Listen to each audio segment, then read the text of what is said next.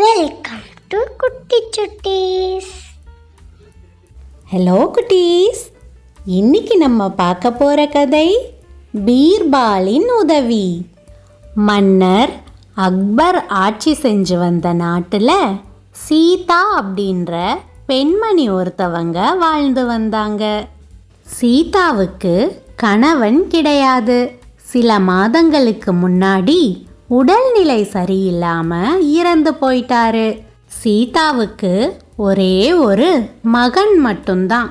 அவனும் கல்வி கற்கிறதுக்காக வெளியூரில் தங்கி வாழ்ந்து வந்தான். சீதாவோட கையில் தன் கணவர் இறக்கும்போது கொடுத்துட்டு போன பணமும் கொஞ்சம் நகைகளும் இருந்தது.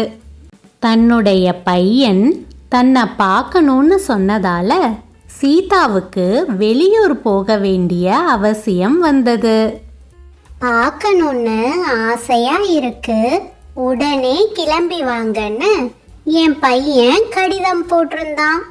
நானும் அவனை பார்த்து ரொம்ப நாள் ஆச்சு. எனக்கும் அவனை பார்க்கணும் போல இருக்குது. ஆனா வீட்டில் இருக்கிற நகையையும் பணத்தையும் இப்படியே பாதுகாப்பில்லாம வச்சுட்டு வெளியூருக்கு எப்படி போறது? கொஞ்ச நாளாவே ஊர்ல திருட்டு பயம் ஜாஸ்தியா இருக்கு. சரி, நகை பணத்தை கையோட கொண்டு போலான்னா போற வழியில திருடங்க வழிமறைச்சு கொள்ளையடிச்சுட்டா என்ன பண்றது? எங்கேயாவது பாதுகாப்பா வச்சுட்டு போகணுமே. என்ன செய்யலாம்? யோசனை வந்துடுச்சு. நம்ம ஊருக்கு புதுசா வந்திருக்கிற சாமியார் ரொம்ப சக்தி வாய்ந்தவர்னும் எந்த பொருள் மேலையும் ஆசையே படாதவர்னும் எல்லாரும் சொல்லி கேள்விப்பட்டேன். பேசாம அவர்கிட்ட நகையையும் பணத்தையும் பத்திரமா ஒப்படைச்சிட்டு ஊருக்கு போயிட்டு வந்து திரும்ப வாங்கிக்க வேண்டியதுதான். சாமி வணக்கங்க. என் பேரு சீதா. இந்த ஊர்ல தான் வாழ்ந்துட்டு வர்றேன். மக்கள் உங்களை பத்தி நல்ல விதமா பேசி நான் நிறைய கேள்விப்பட்டிருக்கிறேன். சாமி, உங்களால எனக்கு ஒரு உதவி ஆகணும் சாமி. என்னோட கணவர் கஷ்டப்பட்டு சம்பாதிச்ச பணமும் கொஞ்சம் நகைகளும் என்கிட்ட இருக்கு. என் கணவர் இப்போ உயிரோட இல்லை. எனக்கு ஒரே ஒரு பையன்தான். அவனும் வெளியூர்ல படிச்சிட்டு இருக்கிறான். அவனை பார்க்க போக வேண்டிய கட்டாயத்துல நான் இருக்கிறேன். இந்த நகையையும் பணத்தையும் வீட்டில் வச்சுட்டு போறதோ கையில எடுத்துட்டு போறதோ பாதுகாப்பில்லைன்னு எனக்கு நல்லா தெரியும். அதனால உங்ககிட்ட ஒப்படைச்சிட்டு போகலான்னு இருக்கிறேன். நீங்க உங்க வீட்டில் இந்த பணத்தையும் நகையையும் பத்திரமா வச்சிருக்கணும். நான் ஊருக்கு போயிட்டு வந்த உடனே உங்ககிட்ட என்னோட நகை பணத்தை வாங்கிக்கிறேன். என்ன சாமி, இந்த உதவி எனக்கு செய்வீங்களா?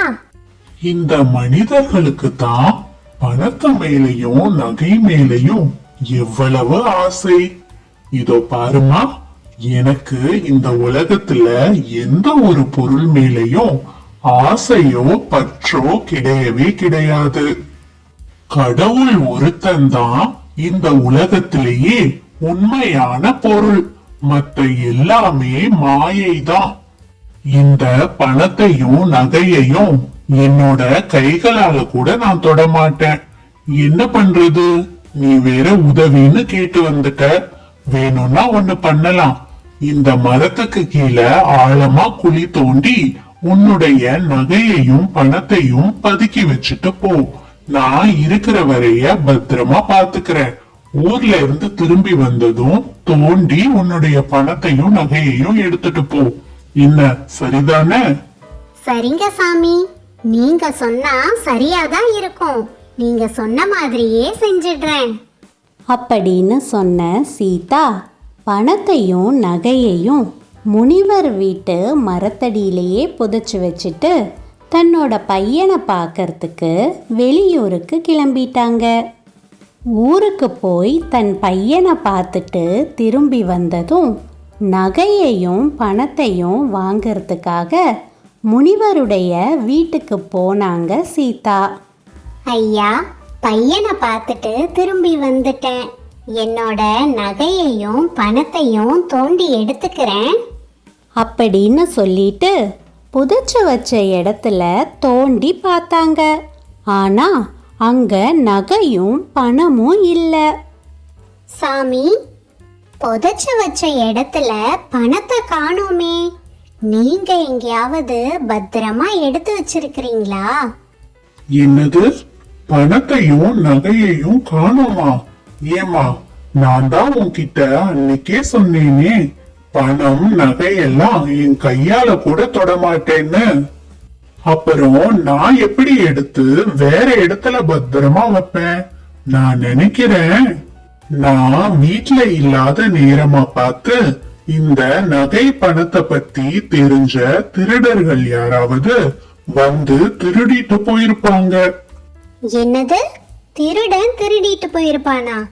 ஏன் சாமி, நான் உங்களை நம்பிதானே என் நகையையும் பணத்தையும் இங்க வச்சுட்டு போனேன்.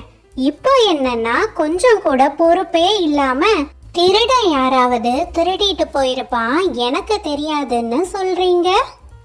இதோ பாருமா, நானா உன்கிட்ட வந்து உன் நகையையும் பணத்தையும் என்கிட்ட கொடு, நான் பத்திரமா பாத்துக்கிறேன்னு சொன்னேன். நீதான் என்கிட்ட உதவின்னு வந்து கேட்ட. சரி பாவம் போனா போகுதுன்னு அங்க புதைச்சு வச்சுட்டு போ, வந்து எடுத்துக்கோன்னு சொன்னேன். இடையில யாரோ வந்து திருடிட்டு போயிருக்கிறாங்க. நீ என்ன வந்து கேள்வி கேட்டா நான் என்ன செய்யறது? உன் பொருளுக்கும் எனக்கும் எந்த சம்பந்தமும் கிடையாது. நீ எங்க போவியோ எப்படி கண்டுபிடிப்பியோ அதெல்லாம் எனக்கு தெரியாது. முதல்ல இந்த இடத்தை விட்டு காலி பண்ணு. நீ திரும்ப இங்க வரவே கூடாது. இப்படி சாமியார் சொன்னதும் என்ன பண்றதுன்னு தெரியாத சீதா பீர்பாலை போய் சந்திச்சாங்க. நடந்த எல்லா விஷயத்தையும் ஒன்று விடாம பீர்பால் கிட்ட சொன்னாங்க. அத கவனமா கேட்ட பீர்பால் சாமியார் தான் அந்த திருடன் அப்படின்றத கண்டுபிடிச்சாரு. நகையையும் பணத்தையும் மீட்கிறதுக்காக ஒரு யோசனையும் சொன்னாரு. இதோ பாருமா, நான் ஒரு ஆள்கிட்ட விலையுயர்ந்த வைர நகை ஒன்ன கொடுத்து நீ கேட்டுக்கிட்ட மாதிரியே சாமியார்கிட்ட அத பத்திரமா வைக்க சொல்லி அனுப்புறேன். நீ அந்த சமயத்துல சரியா அங்க போய், சாமி, நான் உங்ககிட்ட பாதுகாப்பா வச்சிருக்க சொல்லி கொடுத்த நகையையும் பணத்தையும் திரும்ப கொடுங்கன்னு கேளு. நீ கொடுத்த பணத்தையும் நகையையும் விட அந்த வைர நகை ரொம்ப விலை உயர்ந்ததுன்னு அந்த சாமியாருக்கு நல்லாவே தெரியும். அதனால அந்த ஆள் முன்னாடி தன்னுடைய பெயர் கெட்டிடக்கூடாதுன்னு தான் எடுத்து வச்சுக்கிட்ட உன்னுடைய பணத்தையும் நகையையும் உன்கிட்டயே திரும்ப கொடுத்துடுவாரு. கையும் களவுமா மாட்டிக்குவாரு. வைர நகைய கொண்டு வர்ற ஆள் வேற யாரும் இல்ல, அரண்மனையில வேலை செய்யற காவலாளி தான். அந்த காவலாளி சாமியார பிடிச்சு சிறையில அடைச்சிருவாரு. இப்படி பீர்பால் சொன்ன யோசனைப்படியே திட்டமும் சரியா நடந்துச்சு. போலி வேஷம் போட்ட சாமியாரும் காவலாளி கிட்ட மாட்டிக்கிட்டாரு. மன்னர் அக்பர் கிட்ட இருந்து சிறை தண்டனையும் கிடைச்சது. சீதாவும் பீர்பால் செஞ்ச உதவிக்கு நன்றி சொல்லிட்டு தன் பணம் நகையோட சந்தோஷமா வீட்டுக்கு போனாங்க. என்ன குட்டீஸ், இந்த கதை உங்களுக்கு பிடிச்சிருந்ததா? சரி குட்டீஸ், இன்னொரு நாள் இன்னொரு கதையோட உங்களை வந்து சந்திக்கிறேன். Thank you for watching.